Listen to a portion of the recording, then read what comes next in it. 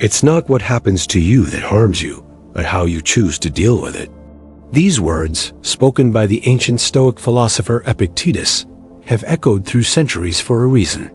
In a world that seems to demand more of us every day, it's easy to feel battered by circumstances, derailed by stress, or swept under by noise, internal and external alike.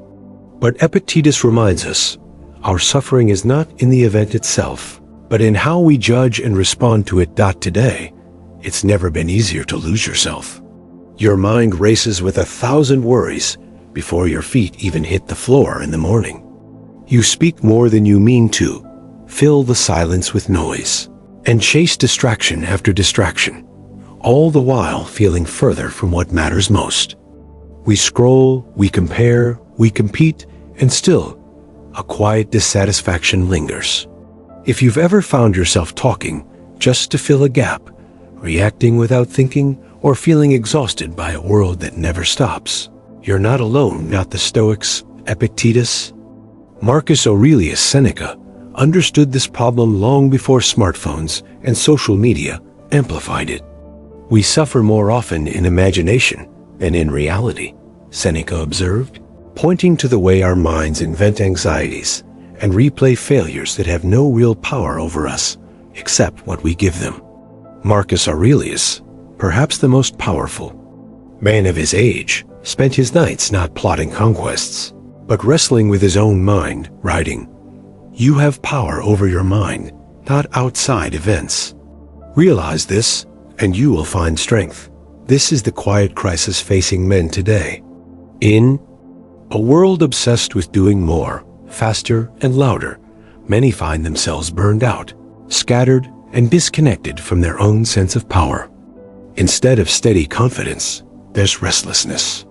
Instead of real strength, there's an urge to prove, to defend, to keep up appearances. The Stoics would call this being ruled by externals, by opinions, by outcomes, by all the things you can't control. They knew that if you let your happiness and sense of worth ride on these, you hand your freedom over to forces that care nothing for your peace.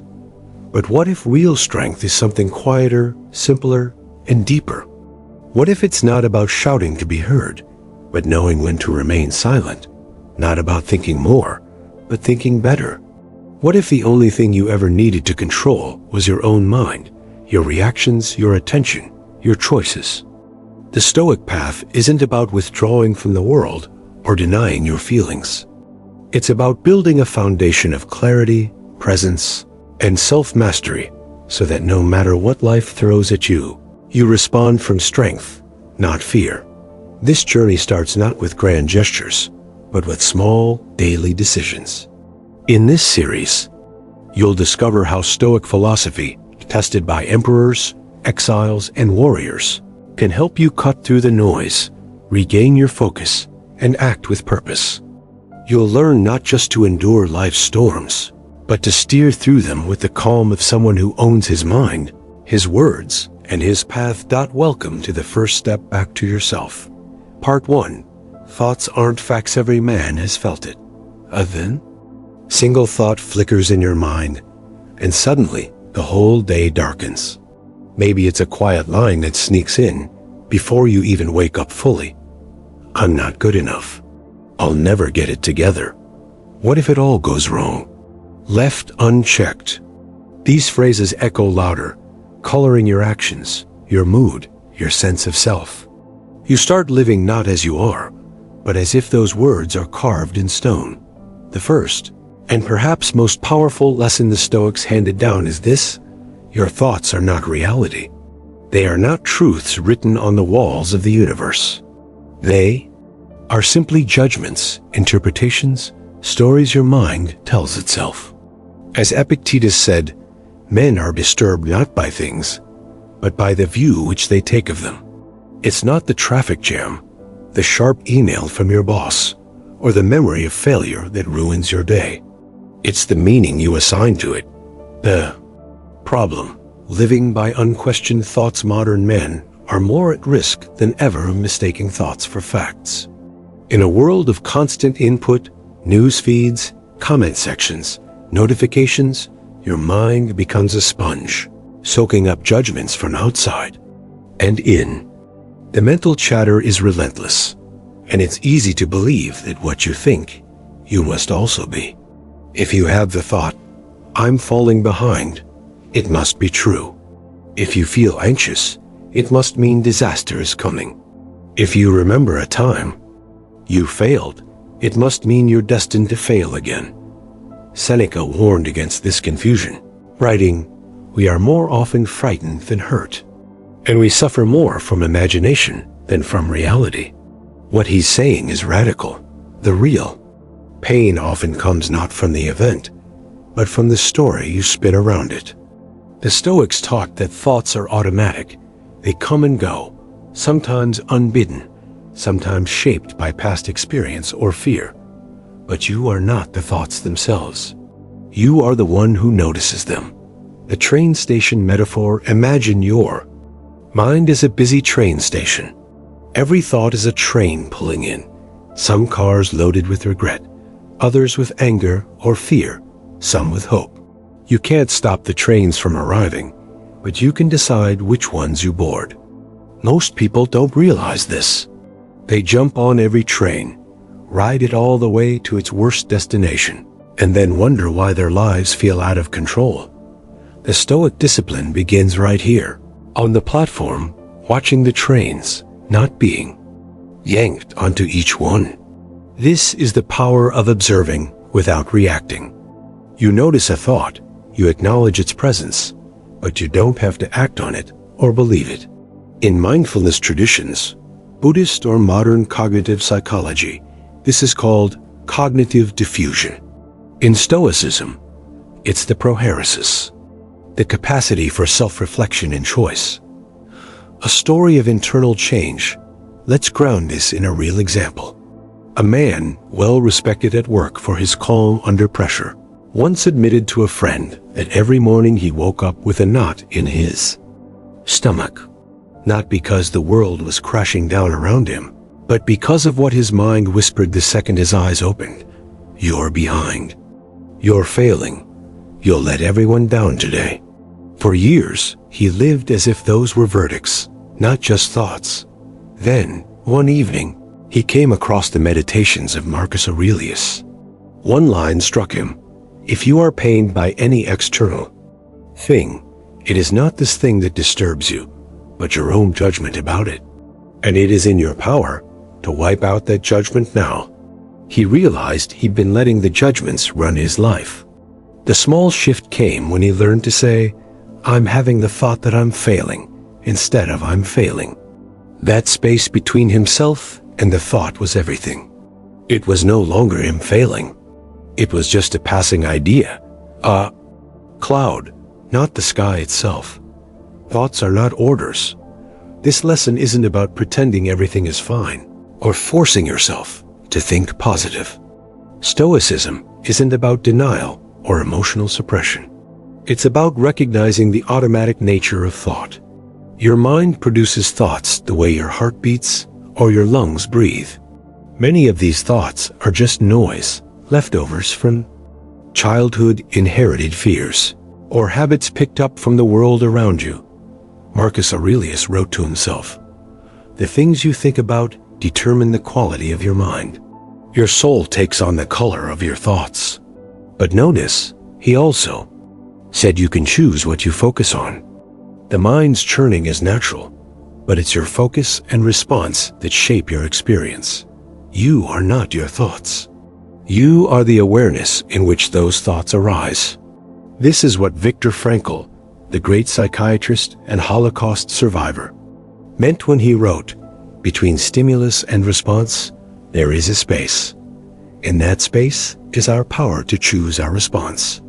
In our response lies our growth and our freedom." The Stoics knew this space as well. In the gap between a thought and your reaction, you find your true power. Practicing Stoic awareness. How do you practice this awareness? It doesn't require a mountaintop retreat or hours of meditation. It starts small, right where you are. 1. Notice the thought. When a thought stings, Pause. Don't run from it. Don't cling to it. Just see it. Point 2. Ask if it's really true. Do you have proof, or is it just an old reflex? 3. Ask if it makes you stronger or weaker. Does this thought serve your growth, or does it drain you? 4. Let go gently. If the thought isn't serving you, drop it, not in anger, but with calm. Like putting down a heavy stone you no longer need to carry. The point isn't to stop thinking. The point is to see thinking as an activity, not as destiny.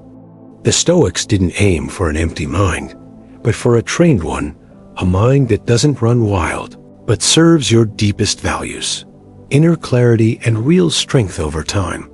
This daily discipline creates space inside you. In that space, something. No thought can fake emerges, clarity, quiet, steady strength. This is the opposite of being lost in your head.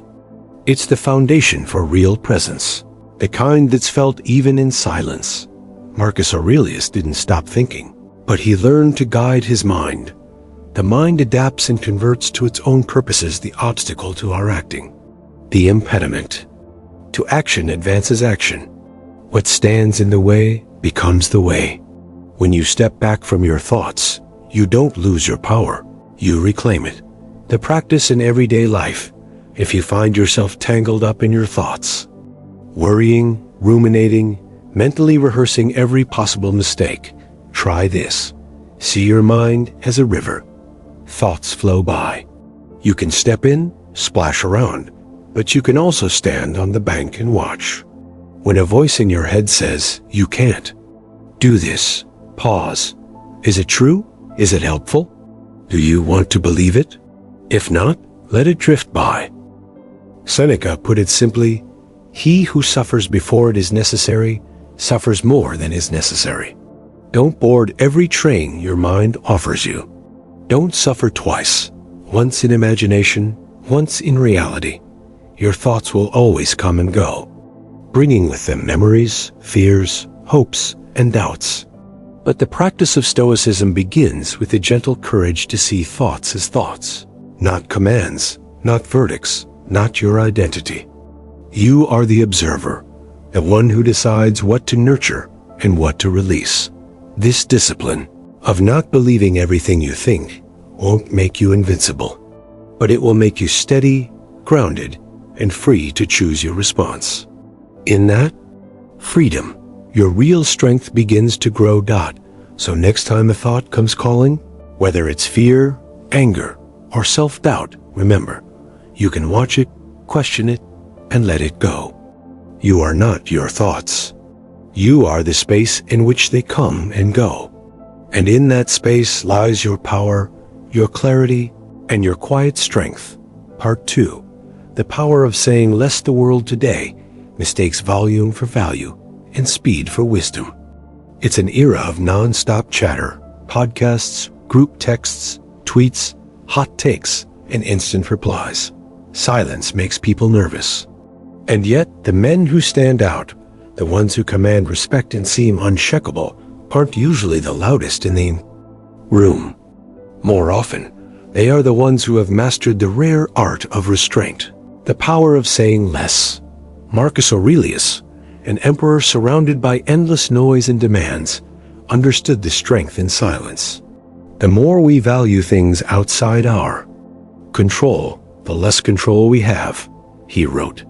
This applies just as much to speech as to anything else. The urge to explain, to defend, to fire back, these are impulses triggered by ego, fear, or insecurity. The Stoics taught that real strength doesn't need to broadcast itself. A wise man, as Aurelius said, does not waste a word. He isn't ruled by the need to prove his point. His presence speaks for him, even, especially, when his mouth is closed. A culture addicted to noise. Look around. In meetings, on social media, at family dinners, everyone seems in a hurry to fill the gaps. We talk over each other, scramble for the last word, and explain ourselves even when nobody asked. Our culture treats silence as awkwardness to be avoided, a sign that you've run out of value to offer. But the truth is the opposite. Seneca cautioned, "Speech that is too hasty or too copious is dangerous. It is a mark of a mind that is out of control. Every time you speak without thinking, you risk handing away your power." Words tossed out in anger or haste are almost impossible to take back. Often, what's said in reaction brings more regret than relief. The quiet man in the room, most of us have seen this in action. A man in the office or at the gym who rarely speaks, who listens more than he talks. When he finally does offer something, people lean in, not because he's raised his voice or used clever words, but because his restraint has given weight to his presence. He's not desperate to be heard, so when he speaks, people listen. This isn't about being withdrawn or passive. It's about being intentional. The Stoics called this sophrosyne, self-control and moderation, a kind of internal temperance. Epictetus advised, "Let silence be your general rule," or say only what is necessary and in few words. The reason is simple. The more you say, the more you risk. The more you explain, the more you reveal your uncertainty. Silence, well kept, is not emptiness, it's discipline. Silence as an act of strength. Choosing not to speak is not weakness. It is strength under control. It's a defiance, not against others, but against your own ego. The ego wants to dominate conversations, win arguments, be the cleverest, the most right. But real mastery is not found in outshining others. As Laozi, the ancient Chinese philosopher, wrote, "He who knows does not speak. He who speaks does not know." This doesn't mean never speaking, but knowing when speech is necessary and when it is just noise. The Stoics didn't preach muteness, but mindfulness. First learn the meaning of what you say, and then speak, Epictetus instructed. It's a challenge. Do you speak because you have something meaningful to add, or just to fill space, defend yourself, or satisfy your ego? The wise man asks himself this before every word. The cost of speaking too much. Why does restraint matter so much? Because words, once released, cannot be called back. How many times have you regretted a comment made in anger, an opinion shared without thinking, a joke that landed badly? Words can wound, sever relationships, or expose more than you intended. But silence, used well, is rarely regretted. Think back to a recent argument or heated debate. Did saying more really help? Or did it only escalate things, leave you feeling hollow, patching up the aftermath? The Stoics knew that no man ever repented of having held his tongue, as Seneca said. A well-timed pause is sometimes more powerful than any comeback. Silence sharpens your mind. Saying less doesn't just protect you from regret, it also sharpens your awareness. When you don't have to fill every pause, you start to listen. Not to react, but to truly understand. You become present in the moment, tuned in to what's actually happening instead of rehearsing your next reply. This presence builds connection and, paradoxically, influence. Others feel they have your attention, which is one of the rarest gifts.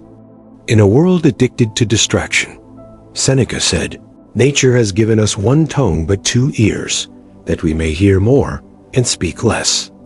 Listening more, being silent on purpose, lets you learn, adapt, and see opportunities others miss. It also teaches you about yourself. The less you say, the more you become aware of your true motives, impulses, and reactions. That is self-mastery. In action. The power of the pause. The deliberate moment of silence before responding, is the Stoics' hidden weapon. When you're provoked, insulted, or pressured for an answer, pause. Breathe. Let your first reaction pass. In that brief space, you reclaim control over your words and actions. Marcus Aurelius described this as standing firm and unshaken, not being swept away by every impulse or external event. Try it next time you feel the urge to react. count to 3 before you answer. Ask yourself if the response is needed, if it's true, if it serves your values. If not, let it go. The world will not end if you leave a gap in conversation. In fact, people will remember your composure and the calm you radiate. Building presence through restraint. A man who says little, but says it with care, builds a presence that cannot be ignored. You don't have to fight every battle or explain every choice. You don't have to convince anyone who isn't willing to be convinced. Your restraint signals strength. Your silence, properly held, becomes a kind of gravity. Others are drawn in, uncertain but curious. The philosopher Aristotle wrote about the virtue of mean, the golden balance between excess and deficiency. In speech, the mean is not too much and not too little, but just enough. The man who hits that mark is rare and memorable. The freedom of needing less approval. Ultimately, the power of saying less frees you from the need for approval. Most arguments, explanations, and impulsive responses are rooted in insecurity, a desire to be liked, to be seen as clever, to prove your worth. But the Stoics remind us, freedom is the only worthy goal in life. It is won by disregarding things that lie beyond our control. Epictetus wrote, "The opinions of others, the need to defend yourself, are all outside your true influence." When you're no longer driven to fill the silence or win every exchange, you step out of the world's noise and into your own clarity. Practical application. How to say less. 1. Slow down your responses. Don't rush to fill the gap. Embrace it. 2. Ask yourself, is this necessary? Is it true? Is it useful? 3. Listen more than you speak. Let others fill the space. 4. Accept that you don't have to explain yourself to everyone. 5. Use the pause as your ally. Buy yourself time to think, not react. Closing this lesson, mastering the power of saying less is not about becoming silent or passive. It's about owning your words as you own your actions, using them deliberately and with intention. When you practice restraint, your mind sharpens, your presence deepens, and your influence quietly grows. In a noisy world, the man who learns to say less becomes a presence others cannot ignore. His calm is his power, his silence, his discipline. He chooses his words as a craftsman chooses his tools, carefully, knowing their worth. As you move through your day, remember, you're not here to prove yourself to everyone. You're here to master yourself. Speak when it matters. Be silent when it doesn't. In that space, you find real strength, a strength that isn't loud, but lasts. Part 3. Control what you can control. There are moments in every man's life when it feels like the world is closing in, when plans fall apart, people let you down, and the future seems heavy with uncertainty. The urge to fix everything, to claw back control over every detail, can feel overwhelming. And yet, as the Stoics discovered centuries ago, this is a losing battle. You can spend your days wrestling with what you can't change, or you can claim the only power that truly belongs to you, the power to choose your response. This single principle sits at the heart of Stoic philosophy. Epictetus, once a slave, who became a respected teacher, put it simply, some things are up to us and some things are not. He called this the dichotomy of control. Understanding and living by this distinction is both simple and brutal. It means facing the hard truth that most of what happens around you is outside your grasp. But your attitude, your actions, and your judgments are always your own. The futility of chasing what's not yours. Of modern suffering is rooted in the relentless pursuit of control over things that don't truly belong to us. Other people's opinions, the outcome of our efforts. The past, the randomness of fate. The Greek philosopher Epictetus taught that anxiety comes not from events themselves, but from our desire to make the world bend to our will. Make the best use of what is in your power and take the rest as it happens, he said. Yet, most of us live as if the opposite is true. We replay old conversations, imagining different outcomes. We obsess over what others think of us, hoping to manage their perceptions. We fixate on the future, desperate to guarantee that everything will go according to plan. And when these things slip beyond our reach, as they always do, we feel powerless, angry, or defeated. The captain and the storm. The Stoics often used metaphors from seafaring to explain their ideas. Picture a ship's captain at sea. He cannot control the wind, the currents, or the sudden storms that might appear on the horizon. He cannot decide if the waves will be calm or rough. But he can set his sails, steer the rudder, and choose how to respond to each moment. A wise captain prepares, adapts, and holds his course regardless of what the sea throws at him. This is the Stoic way, not denial of reality, but mastery of your own responses within it. Marcus Aurelius, ruler of the Roman Empire, and no stranger to chaos, reminded himself daily, "You have power over your mind, not outside events. Realize this, and you will find strength." Here was a man who could command armies and change laws, yet he recognized that true peace came not from controlling the world, but from governing his own mind. From powerlessness to power, a true story. Consider a man who loses his business after 20 years, his sense of self crumbling with every unpaid bill, every failed plan. For months, he's paralyzed by anger and regret, blaming the economy, his partners, even himself. He can't sleep, replaying every decision, haunted by what might have been. Eventually, something inside him snaps, not with rage, but with clarity. He grabs a notebook and draws 2 columns. On the left, everything he cannot control. On the right, everything he still can. The first list is long: market forces, the past, others' reactions. The second is shorter: his daily routine, his attitude, his discipline, his willingness to start again. From that moment, he begins to rebuild, not just a business, but his sense of agency. Each day, he pours his energy into the right-hand column. He shows up, works hard, learns, adapts. The weight of what he can't change doesn't disappear, but it no longer owns him. He finds peace, not from a stroke of luck, but from the clarity and focus that come from honoring what's his to control. The liberating brutality of the dichotomy. Epictetus didn't sugarcoat this lesson. It's brutal because it strips away excuses. If you're unhappy, anxious, or angry, the only thing you can truly change is your own response. But this honesty is liberating too. When you finally stop fighting what you can't control, you free up enormous reserves of energy to focus on what you can. The result is resilience, a quiet strength that doesn't depend on circumstances. Seneca echoed this, writing, "A wise man is content with his lot, whatever it may be, without wishing for what he has not." This doesn't mean settling for mediocrity or never striving for more.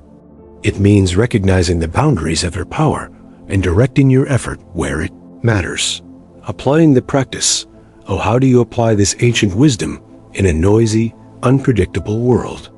Start with these steps. 1. Separate what you can and cannot control. Take a piece of paper and draw 2 columns. In the first, list everything outside your power: other people's opinions, the past, random events. In the second, write what's yours, your thoughts, your words, your actions, your character. Point 2. Let go of the first list. Whenever you find your mind returning to the things you can't change, remind yourself, this is not up to me. Refuse to spend your energy there. 3. Pour your focus into the second list. Every day ask, what is mine to improve right now? Where can I show up with integrity, effort, and courage? 4. Revisit the lists often. Life will test your boundaries. New problems will try to sneak into your circle of control. Recenter yourself regularly. The gift of resilience This isn't about cold indifference or emotional suppression. The Stoics felt deeply, but they refused to be ruled by what they couldn't change. Their practice was to return again and again to the only territory that's truly theirs, the space between stimulus and response. When the world spins out of control, you don't have to. Marcus Aurelius endured wars, plagues, betrayals, and personal losses. He didn't pretend the world was fair or gentle, but he learned to anchor himself in deliberate action. Waste no more time arguing about what a good man should be. B. 1. His journals weren't written for an audience, but as reminders to himself to stay steady in a shaking world.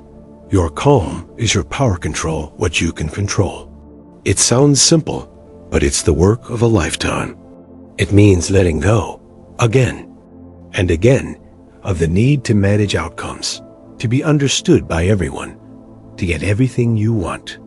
It means returning moment by moment to your own roots, your character, your choices, your purpose. When everything is uncertain, when people disappoint, plans unravel, and storms break over your head, the one thing that's always yours is your response.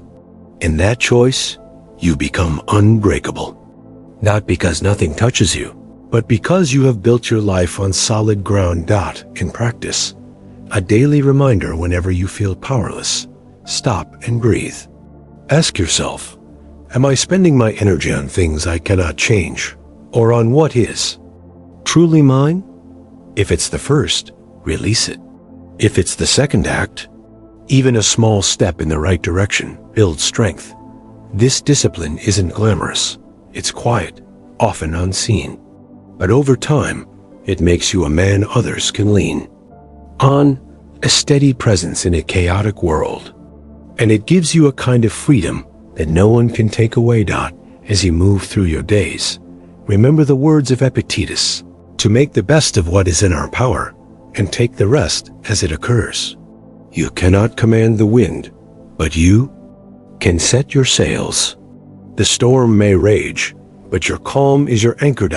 Control what you can. Let go of what you can't. In that choice, you find not just peace, but a deep and lasting strength. The foundation of the Stoic life. Part 4. Focus on what makes you grow. You hang up the phone after a tense conversation, but it's not really over. The words replay in your head, looping through every sentence and tone of voice. A mistake you made months ago keeps you up at night, even though everyone else has moved on. Someone hurt you. Maybe they've forgotten it. Maybe they're not even in your life anymore, but the wound still aches as if it happened yesterday. This is a common struggle. We don't just experience life once, but again and again, in memory, in rumination, in self-blame or regret. Our minds are like fertile soil. Whatever you plant will grow. If you sow pain, guilt, or resentment, those roots can run deep and crowd out everything else. And so we get stuck, watering the same old hurts, replaying the same old fears, never quite moving forward. The Stoics recognized this trap long ago. Marcus Aurelius, perhaps the most powerful man in the world at the time, wrote not about politics or power, but about attention. The soul becomes dyed with the color of its thoughts. His reminder was simple. Focus is not just about productivity or success. It's about the quality of your inner life. What you give your energy to will, in time, become what you are. Stuck in the past, the mind's endless replay. Modern life offers us countless ways to get stuck, scrolling endlessly, replaying conversations, getting lost in hypothetical arguments, or clinging to old pain. We think we're solving a problem, but really, we're only deepening the rut. Seneca warned of this when he said, "He suffers more than necessary, who suffers before it is necessary." Our minds drag us back to the past, often without our consent. We confuse remembering with living, and the past becomes a prison of our own making. Why do we do this? The answer is partly habit, partly biology. The human mind is wired to focus on what went wrong as a survival tactic. But what protected us from predators or betrayal in ancient times becomes toxic when left unexamined in modern life. Instead of keeping us safe, it keeps us small. The Stoic solution: attention as a discipline. The key, the Stoics taught, is not to run from the past or to deny pain, but to master the skill of redirecting attention. Marcus Aurelius faced betrayals, illness, and loss, yet in his private reflections, he wrote, "You have power over your mind, not outside events. Realize this, and you will find strength." He understood that the past is dead. No amount of mental rehearsal can change it. What you can change is where you put your focus now. Epictetus, who had endured slavery and exile, made this the heart of his teaching. It is not things themselves that disturb us, but our opinions about them. The same event, a failure, a loss, a harsh word, can poison you or make you stronger, depending on what you do with it. Your attention, then, is not a passive thing. It's a tool, a muscle you can train. Reframing your focus, the power of choice. Suppose you find yourself trapped in a thought loop, unable to let go of something that happened. The Stoics would not say, "Just forget it." Instead, they would invite you to look closely. Is this memory or regret serving you? Is it helping you grow, or just sapping your energy?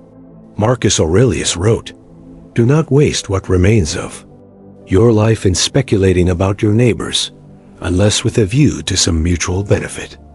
The same applies to your own past.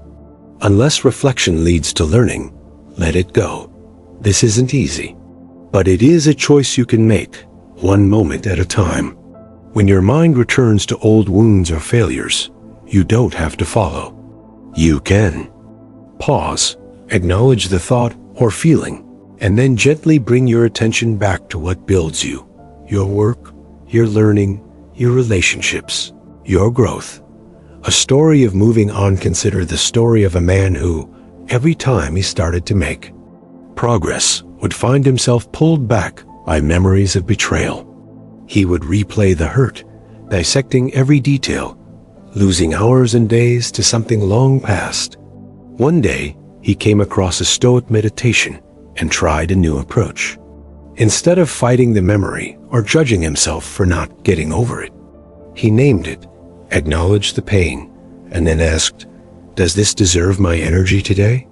He started choosing, even for just an hour at a time, to put his focus elsewhere, on his training, his reading, on building something new. Over time, the memory lost its power. He grew forward instead of living backward. Using pain as raw material, the Stoics weren't about suppressing pain or pretending nothing matters. They believed in transforming pain, using it as raw material to build wisdom, strength, and character. To bear trials with a calm mind robs misfortune of its strength and burden, Seneca wrote. The question is not whether you'll encounter pain or failure. It's what you'll do with it. Every emotion or memory that pulls you backward is a signal, an opportunity to see what you need to heal, release, or learn. But then, it's up to you to move your attention forward, to invest in growth rather than decay. Focus is a skill, not a gift. It grows sharper with practice. Practical ways to shift your focus. 1. Notice when you're stuck. When you catch yourself replaying the past or spiraling into what ifs, pause. Label the thought for what it is, a memory, a fear, not a command. 2. Acknowledge and accept. Don't fight the thought, and don't judge yourself for having it. Say, "I see you, but you don't get to run my day." 3. Refocus deliberately. Choose one thing, however small, that adds value. A book, a workout, an act of kindness, learning a new skill. 4. Make it a habit. Each time you pull your mind back to what builds you, you strengthen the muscle of attention. Growth is always now. Growth doesn't happen in the past or in some imagined future. It happens now, in this moment, with the choices you make about where to invest your attention. The Stoics understood that you become what you focus on. If you keep returning to old pain, you train yourself to live in pain. If you redirect your focus toward learning, purpose, and action, you train yourself to thrive. Marcus Aurelius counseled himself, "Concentrate every minute like a Roman on doing what's in front of you with precise and genuine seriousness. Tenderly, willingly, with justice." The present is the only place where you have any real power. The past cannot be changed. The future cannot be controlled. But right now, you can decide to plant seeds for growth. The quiet strength of focus, choosing what you focus on, isn't loud. It's not a flashy transformation, but over time, it changes. Everything, your character, your habits, your sense of self. Others may stay stuck in storms of regret, but you can learn to move forward, quietly and steadily, on the path of growth. Let this be your daily discipline. When your mind pulls you back, don't fight, don't follow. Pause, breathe, and choose. Focus on what makes you grow. In time, you'll find the past loosening its grip and the future opening up, not with noise, but with a quiet, unshakable strength. That's what the Stoics meant by true resilience. Not just surviving, but rising by training your attention to serve your highest good. Where you place your focus, your life grows. Plant wisely. Part V. Accept what is. Most men don't crumble because of the burdens life throws at them. They crumble from fighting against reality, wishing things were different, holding on to old pain, or refusing to let go of what can't be changed. They want the past to rewrite itself. They want people to finally understand them, to not have betrayed or disappointed them. They want their losses not to sting so much, or for fate to offer a kinder hand. But the more you struggle against what already is, the more you wear yourself out. You turn pain into suffering, disappointment into bitterness, and adversity into a never-ending war. The Stoics understood this better than anyone. Marcus Aurelius wrote in his journal, "If you are pained by any external thing, it is not this thing that disturbs you, but your own judgment about it. And it is in your power to wipe out that judgment now." He was emperor, yet he faced plagues, betrayals, losses, and public pressure. But he knew the real enemy isn't reality.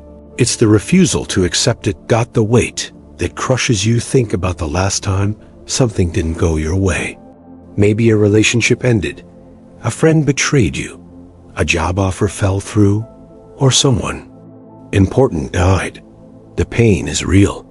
But what makes it feel unbearable is the resistance, the belief that it shouldn't have happened, the endless replaying of, if only, the desperate hope for the past to be different. The philosopher Epictetus was blunt. Do not seek for events to happen as you wish, but wish for events to happen as they do, and your life will go smoothly. This is radical acceptance, not in the sense of passivity or resignation, but as the clear-eyed acknowledgement that reality doesn't care about your preferences. The river flows as it will. Your power lies in how you choose to respond. Seneca added, "What need is there to weep over parts of life? The hole in it calls for tears." In other words, life will hurt. It will let you down, and it will test you. Fighting the facts only deepens your wounds. Suffering versus struggle. Suffering comes from pain. Struggle comes from resistance. The pain of loss, failure, or disappointment is part of being alive. But when you add to it the refusal to accept what has happened, when you keep telling yourself, "This shouldn't have happened to me," the pain is magnified. You become like a man trying to swim upstream against a raging river, exhausting yourself and getting nowhere. The Stoics taught that acceptance is not weakness. It's strength. It's the courage to face reality without illusions. Take full account of what excellencies you possess. Marcus Aurelius wrote, "And in gratitude remember how you would crave them if you had them not." Acceptance is The starting point, not the end. Only once you accept the reality of the situation can you decide what to do next. A true story. The search for approval. Let's make this concrete. A man spends years trying to win his father's approval, working harder, becoming tougher, chasing success, all in the hope that one day he'll finally be seen, finally be enough. But the approval never comes. One day, his father passes away. The loss is brutal, but the heavier blow is the realization that he's spent years seeking something he'll never receive. He stumbles on Epictetus and realizes that true freedom isn't in persuading someone else to value you, but in deciding to value yourself. He accepts finally that the past is unchangeable, that some needs will never be met in the way he once wished. From that acceptance, not defeat, but peace begins to grow. He starts treating himself with the respect he once begged from others. Acceptance is not resignation.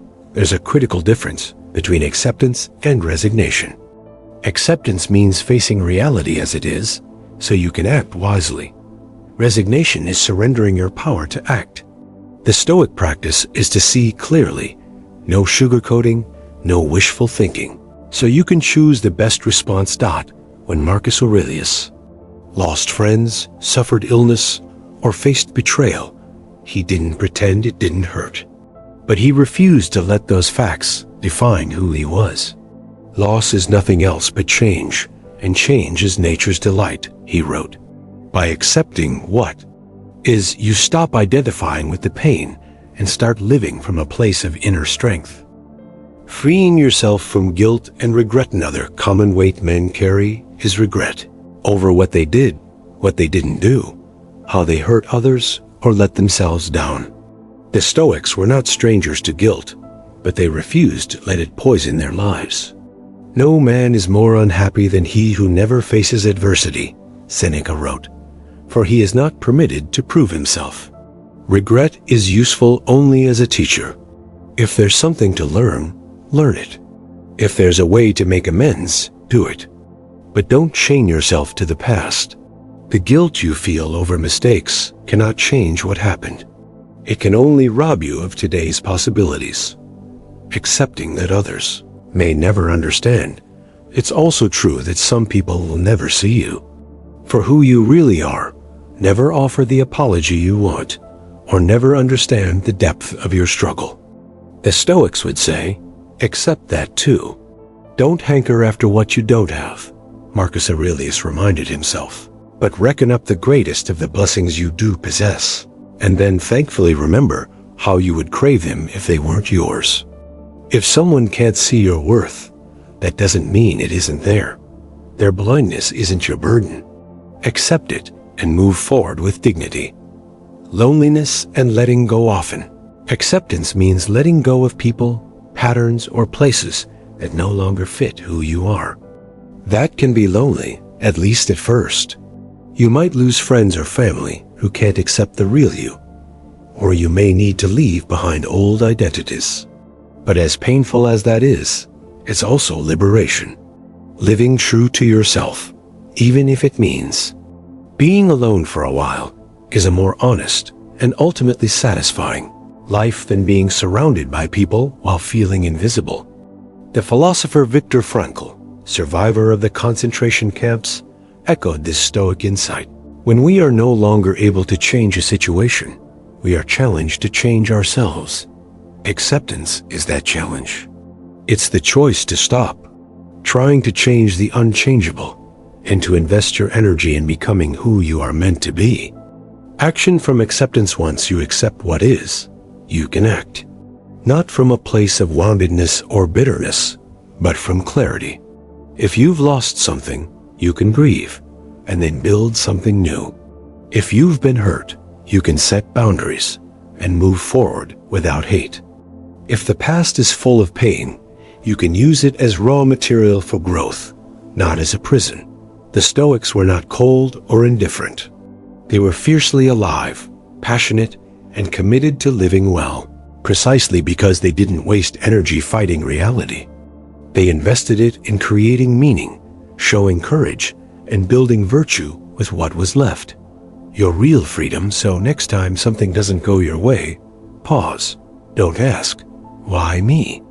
Ask, what can I do now with what I have?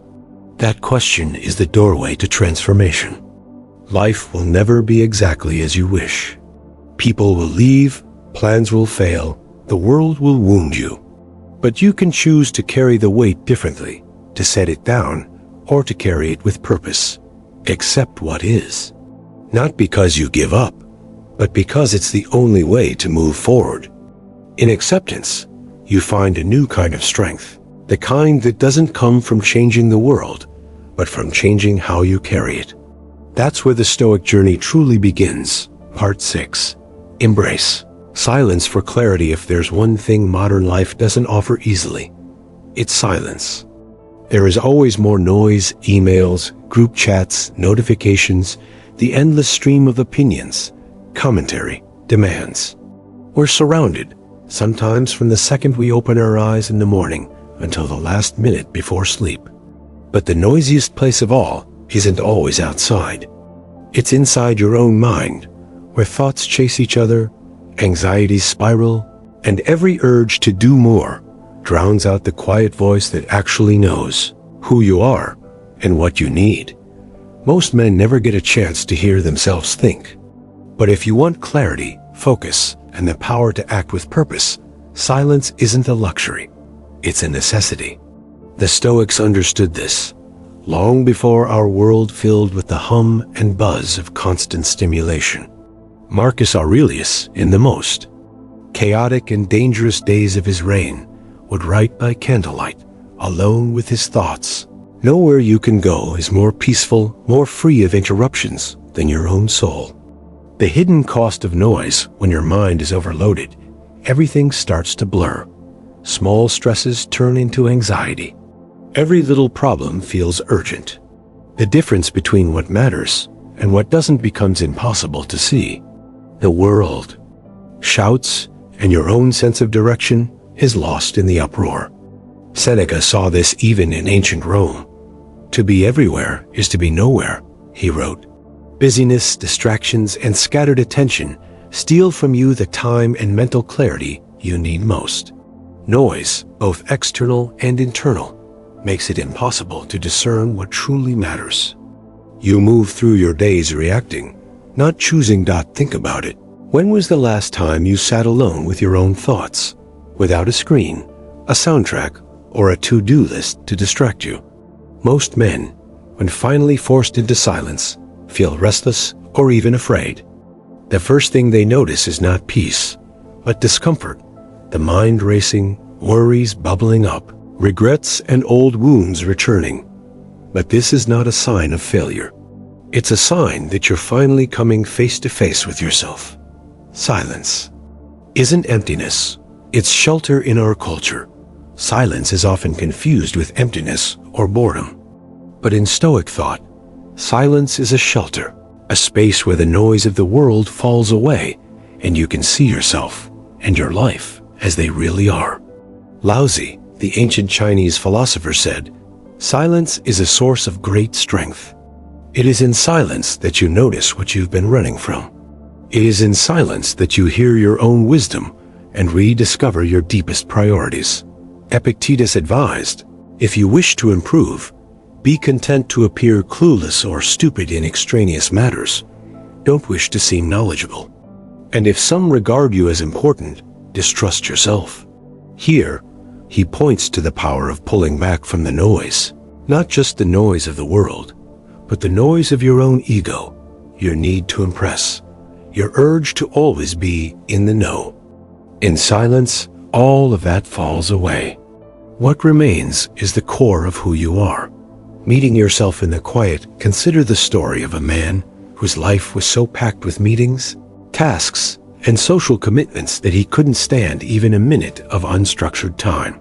The moment he stopped moving, a wave of panic would rise inside him. One day, forced by exhaustion and anxiety, he sat in a chair with no phone, no music, nothing to do. The first 5 minutes were uncomfortable. He fidgeted, restless, sure he was wasting time. But then, as he let himself settle, something shifted. Tears came, not from sadness, but from relief. In the silence, he saw how much he'd been running, how many needs he'd ignored, how long he'd been disconnected from himself. From then on, 5 minutes of silence became a daily ritual, not because it was easy, but because it was the only time he felt truly himself. Marcus Aurelius practiced this nightly. His meditations are filled with reminders to return to silence and stillness, not as an escape, but as preparation for clear and right action. If you are distressed by anything external, the pain is not due to the thing itself, but to your estimate of it. And this you have the power to revoke at any moment. The ability to change your perception begins with the ability to step back, to see clearly, and that clarity comes only in silence. Facing what you've avoided. Silence can be uncomfortable because it brings up what you've buried. Regret, anger, loneliness, confusion. These things surface when the noise stops. But this is precisely where change happens. You can't address what you refuse to see. You can't fix what you won't face. The Stoics didn't preach running from pain or positive thinking that ignores reality. They practiced ataraxia, inner stillness and unshakable clarity, achieved by facing what is real, not just what is pleasant. Seneca said, "He is most powerful who has power over himself." That power is built in silence, in those uncomfortable minutes where you see your own patterns, your own pain, and begin the work of letting them go, making silence a practice. How do you begin to make silence a tool for clarity in a world that never stops talking? You start with intention and discipline. 1. Set aside time daily for silence. It doesn't need to be long. Even 5 minutes can change the tone of your whole day. 2. No distractions. Leave your phone in another room. No music, no screens, no books. Just you and your breath. 3. Notice what comes up. Don't judge, don't run, just witness. Is your mind racing? Do emotions rise? Let them. Your job is only to see. 4. Ask yourself, what really matters right now? Let the noise settle. In that space, listen for your own deepest answers. 5. Return to silence when you feel lost or overwhelmed. Make it your shelter, your reset. Silence as a source of strength. Over time, silence stops being uncomfortable. It becomes your anchor. When everyone else is tossed by every new crisis, every demand for attention, you can return to your center. The man who makes friends with silence becomes harder to manipulate, less reactive, more intentional. He can hear the difference between the urgent and the important, the real and the trivial. The Stoics were not hermits. They lived in cities, led armies, governed nations. But they all carved out space for silence, because they knew that a noisy mind is a slave to impulse, and a quiet mind is a master of its fate. As Seneca wrote, "Withdraw into yourself as far as you can. In silence, you meet yourself again, not the man others expect, not the sum of your achievements or failures, but the core of your character. You remember what you stand for. You see what you need to change. You sense the next right move, creating your own sanctuary. No one else will protect your silence for you. The world will always offer more noise, more opinions, more urgency, but you can create your own sanctuary. 5 minutes, 10 minutes, an hour, where you step out of the tide and stand firm. In that quiet space, you rediscover clarity and direction. You stop running from yourself and instead listen to what you truly need. The answers you seek aren't out there, buried in the noise. They rise up in the quiet when you finally give yourself permission to listen. Embrace silence, not as emptiness, but as a wellspring of strength. In silence, you become clear. In clarity, you become powerful.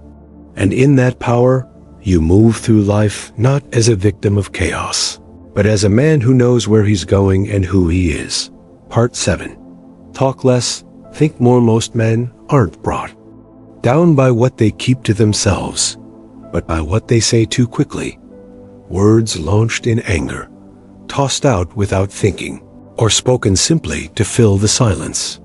In a world that demands instant reactions and values, hot takes over considered thought. The art of thinking before you speak has become rare and powerful. The Stoics understood this long before social media made everyone a broadcaster, and every moment a potential argument.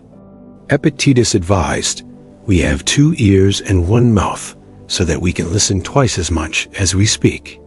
The world will always pressure you to react, to give your opinion, to defend yourself, to have the last word.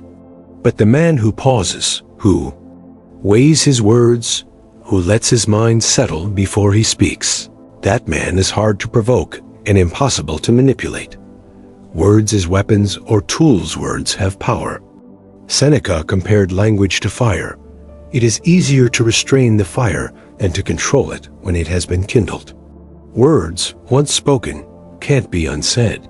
They can cut, provoke, or start a blaze that burns longer than you intended. How many relationships have been damaged, opportunities lost, or reputations ruined by words released without forethought? Think of your mind as a sword. If you swing it wildly, you hurt yourself as much as others. But if you sharpen and sheath it, using it only when truly necessary, your words carry weight. People listen. Arguments fall away. And most importantly, you keep your own peace. The cost of reactivity. Knee-jerk reactions may feel good in the moment, but they rarely solve anything. Most men regret what they blurt out in anger or anxiety. An insult, a defensive jab, a half-baked opinion. The Stoics taught that every outburst is a sign of a mind that isn't fully in control. Epictetus put it plainly, any person capable of angering you becomes your master. He can anger you only when you permit yourself to be disturbed by him.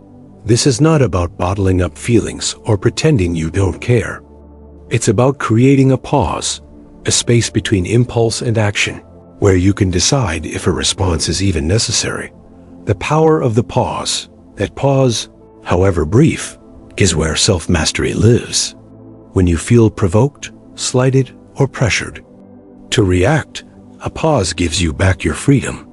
Instead of being swept away by the moment, you can ask yourself, is this worth saying? Will this help? Or will it only add fuel to the fire? Often, silence is the wisest reply. Marcus Aurelius, faced daily with challenges, betrayals, and the pressures of ruling an empire, reminded himself, if you are ever tempted to look for outside approval, realize that you have compromised your own integrity. If you need a witness, be your own. Most arguments, explanations, and rapid responses come from insecurity, a need to justify yourself, prove your worth, or win approval. But if you think first and speak only when it serves your highest values, you become less vulnerable to the world's turbulence. You respond from your center, not your wounds. Listening, the other half of strength. Talking less isn't about silence for its own sake. It's about making space to truly listen, not just to others, but to yourself. As Zeno of Citium, the founder of Stoicism, taught, silence is a lesson learned from the many sufferings of life. Listening is active. It requires humility and patience, qualities that the Stoics believed were fundamental to wisdom. When you listen, really listen, you become present. You hear the pain or confusion behind someone's words. You notice your own urges to interrupt, correct, or defend. Instead, you can let the conversation breathe, giving others the space to reveal more of themselves. Often, the answer or solution emerges not from what you say, but from what you allow to unfold in silence. From ego to intention, most of us have fired back when our pride was hurt or rushed to speak out of fear of being misunderstood. This is the ego's domain, always seeking to protect itself, to be right, to be seen. But the Stoics aimed for apatheia, not indifference. but freedom from destructive passions and reactivity. Ask yourself, why am I about to say this? Is it to be helpful or just to be heard? Is it to bring clarity or to prove your point? Before you speak, try to root your words in intention, not impulse. Sometimes saying nothing is not weakness, but the ultimate act of self-respect. Seneca wrote, "No one can bring you peace but yourself." Part of that peace comes from being in charge of your own tongue, not letting it be yanked around by every feeling or provocation. When to speak, and when not to. There will be times when your voice is needed, when standing up for yourself or others, sharing truth, or offering encouragement. But those moments are rare compared to the endless opportunities to react impulsively. The wisdom lies in knowing the difference. When you do speak, let your words be considered, precise, and few. As Marcus Aurelius counseled himself, be tolerant with others and strict with yourself. Demand more discipline from your own mind than you do from the world. The man who can hold his tongue, who can think before he speaks, is like a deep well, still on the surface, but powerful beneath. His words are remembered not because they are loud, but because they are true and well chosen. Practical ways to practice talk less, think more. 1. Pause before responding, even if just for a breath or two. This simple act can save you from countless regrets. 2. Listen with the goal of understanding, not replying. Make it a challenge to hear someone fully before you speak. 3. Reflect on your motives. Ask yourself, why do I want to say this? Is it needed? 4. Be comfortable with silence. Not every question needs an immediate answer. Let your words carry the weight of intention. 5. Use journaling or self-reflection to process difficult emotions before bringing them into conversation. 6. Remember the cost of careless speech. As the old proverb goes, better to remain silent and be thought a fool than to speak and remove all doubt. The quiet power few ever master. In a world addicted to reaction and noise, choosing to talk less and think more isn't about retreating. It's about reclaiming your dignity and authority. It's about living from the inside out, not swayed by every push and pull of the world, but guided by your own clear mind and strong heart. The discipline to talk less and think more is a daily practice. Some days you'll slip up, words will escape. You'll wish you could take them back. But every pause, every moment you choose to listen rather than react, every time you consider before you speak, you build a deeper strength within. You become the man whose words are worth listening. 2. You become the man who leads not by noise, but by presence and example. You become, finally, the master of yourself, and that is a quiet power very few ever find. Conclusion: in a world that values noise, speed, and endless reaction, rediscovering your own center is an act of rebellion and self-respect. The Stoic path is not about shutting down or retreating from life. It's about living with your eyes open, your mind steady, and your actions chosen with intention.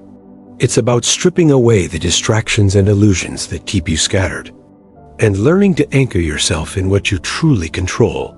If you take one thing from this journey, let it be this: your greatest power lies in how you choose to respond to life, not in what happens to you. When you understand that thoughts aren't facts, you stop being a prisoner of your mind. When you speak less and listen more, you become a presence others notice and respect, often without needing to demand it. When you focus your energy on what you can control, you stop wasting strength on battles that aren't yours. And when you accept reality as it is, not as you wish it to be, you free yourself to grow, to heal, and to act with clarity. Silence, so often mistaken for emptiness, becomes your sanctuary. In the quiet, you find your real self, beyond the roles, the judgments, and the noise. You realize you don't need to be anyone but who you are, living from your own center, guided by your own values. That is where true discipline and presence are forged, not in grand gestures, but in small, steady choices made day after day. The Stoics did not claim to have all the answers, but they knew the value of the questions. Is this within my power? Does this thought serve me? Is this response needed? Every time you pause to ask, you reclaim a little more of your freedom from habit, from ego, from the world's constant push. Real strength is quiet. It doesn't need to shout or defend itself. It's in the way you carry yourself, the patience you show, the discipline to think before you speak, and the resilience to keep moving forward no matter what storms arise. Others may be swept along by the currents of distraction and opinion, but you can become the man who stands firm, the one who owns his mind, his words, and his direction. So start where you are. You don't need a perfect plan, only a willingness to pause, to notice, and to choose. Practice the skills of silence, focus, and presence. Let go of what's not yours to carry. And if you ever lose your way, return to these principles. They are the foundation you can always rebuild from. Are not alone. The journey toward clarity, purpose, and quiet strength is one every man must walk for himself, but you'll find countless others on the path. Share your story, offer your insight, and remember, your discipline today is the seed of your transformation tomorrow.